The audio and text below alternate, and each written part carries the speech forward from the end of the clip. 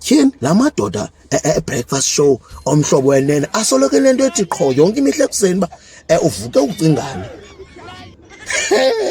Ndanqoma mna bendingavuki bendiphupha ndihleli. Ingathi kufika la madoda hayi bendiqala ufika leli phupho.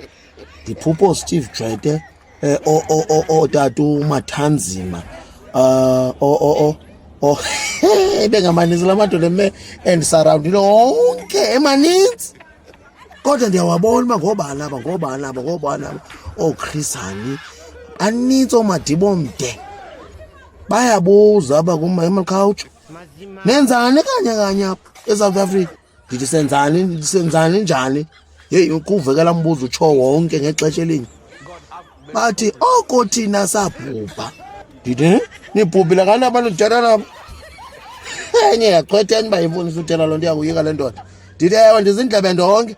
Oko thina sabhubha. Asikhumbule nestructure esinye esikhe sasibona esithi esi structure sesimo sitsha.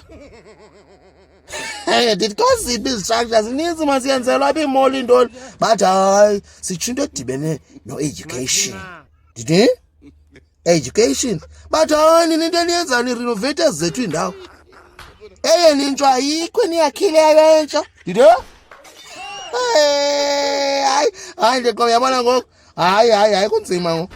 Bathi nimane nirenovate iFort, nirenovate loo nto zonke ezi ndawo. Ayikho into yenu nini yakhileyo entsha ekuthiwa lena ke yalo rhulumente. Esi isikolo sitsha sesalo rhulumente. Kuthi into eyenziwa zii-prefab qha into abayibonayo. Batsho babona nje ii-prefab. Ndaqala ke mfundo lo mfazi hayibo. Yintoni na uphuphe ntoni? Uphupha uwina imali. Ndithi hayi nkosikazi hayi eliphupha leliphuphileyo mfazi khawume kancinci. Zange ndiphupha into enje. Ndiphupha amaxhego endingawazi nowazi.